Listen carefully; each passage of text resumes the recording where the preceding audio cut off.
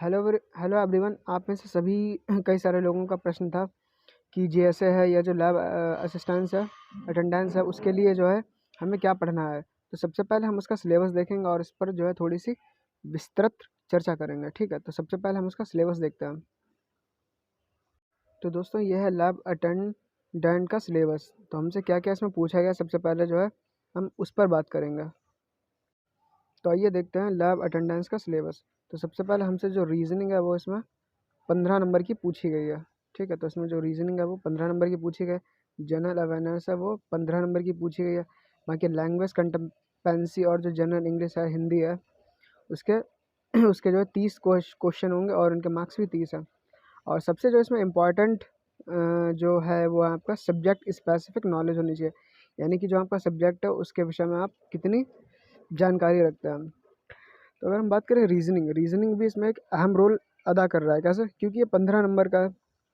बाकी जो general awareness का यही रहता है कि वो एक सागर है ना। तो उसमें जितना भी आप पढ़ेंगे उतना कम है।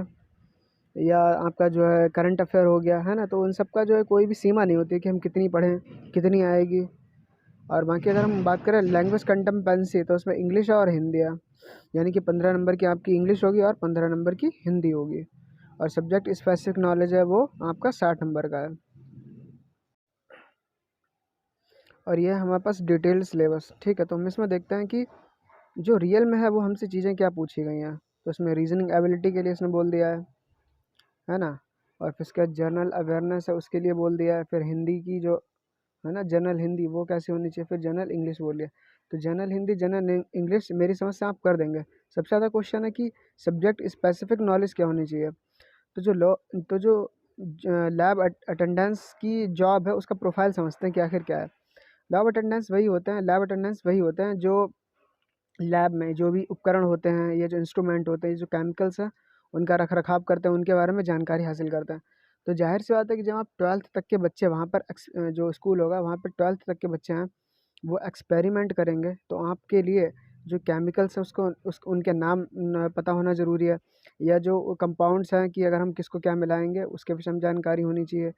या जो जैसे कि फिजिक्स का जो होगा, तो उसके जो इंस्ट्रूमेंट है होते हैं वो आपको पता होने चाहिए। मीटर गेज है, या जो होता है ना कि सिंपल हार्मोनिक मोशन है ना। तो उन संबंधित जो भी जो प्रैक्टिकल वाली चीज़ें होती हैं उससे संबंधित आपको जो प्रैक्टिकल से संबंधित जानकारी है वो आपका होना ज़रूरी है।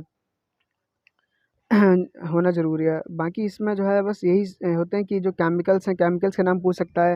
या जैसे कि जो बायो से संबंधित आपका जो प्रैक्टिकल होंगे उससे संबंधित जो फ़नल होती है, फ्लास्क होते हैं, उन सब के बारे में पूछ सकता है ना। कंपाउंड्स के नाम पूछ सकता है, या किस कंपाउंड को हम क्या मिलाएँगे वो सारी चीज़ें पूछ सकता है। तो अगर आप इसका जो है और भी सही तरीके से अध्ययन करना चाहेंगे तो मैं आपको बताऊँगा कि जो 12th की जो एक्सपेरिमेंट वाली बुक्स होती हैं, है ना, कि हम लोग प्रैक्टिकल बुक्स जो हम सब ने पढ़ी होंगी 12th में, चाहे आप सीबीएसई हो, चाहे यूपी हो, चाहे किसी भी अदर स्टेट के हों, वो वाली। और जो 10th की जो प्रैक्टिकल होता है ना, अगर आप उसके बारे में थोड़ी सी जानकारी लेके जाएंगे तो आपके लिए ज़रूर बेनिफिशियल होगा, क्योंकि इतना कोई हार्ड है नहीं। और दूसरा ये है कि ये चीज़ पहली बार हो रही है। जैसे कि केवीएस है उसमें भी ये चीज़ नहीं हुआ, और जो एनबीएस है आपका वो भी इसमें नहीं हुआ, लेकिन ईएमआरएस है उसमें ही ये लैब अटेंडेंस का जो है करवा रहे हैं शायद, मेरी समझ से। तो नई चीज़ है, तो हाँ, आप बिल्कुल इसको करके जाइए। बाकी इसमें क्वेश्चन 60 हैं, तो कट ऑफ का आप इसमें निश्चित ही नहीं कर सकते, क्योंकि क्या नया क्वेश्चन पूछेगा वो नहीं पता। लेकिन मेरी समझ से जिस हिसाब से इसका जो इन्होंने सिलेबस दे रखा है, तो वो यही होगा कि आपको लैब के इंस्ट्रूमेंट है, या जो लैब का एनवायरनमेंट होता है, या उससे संबंधित क्या चीज़ जानकारी है, फ़नल क्या है, फ्लास्क क्या है ना, जो बर्नर होता है, उन सारी चीज़ जो माइन्यूट चीज़ें हैं उनकी अगर आप जानकारी लेके जाएंगे तो मुझे लगता है कि आपके लिए बेनिफिट होगा। बाकी एक बार जो है आप प्रैक्टिकल की जो बुक आती है 12th की 12th की है, बायो की है, फिजिक्स की है, केमिस्ट्री की है, अगर आप उसको जो है देख के जाएंगे तो मुझे लगता है कि उसमें से आपके क्वेश्चन ज़रूर फंसेंगे। Okay, thank you, bye. Channel को सब्सक्राइब कर सकते हैं फॉर मोर इन्फॉर्मेशन। बाय।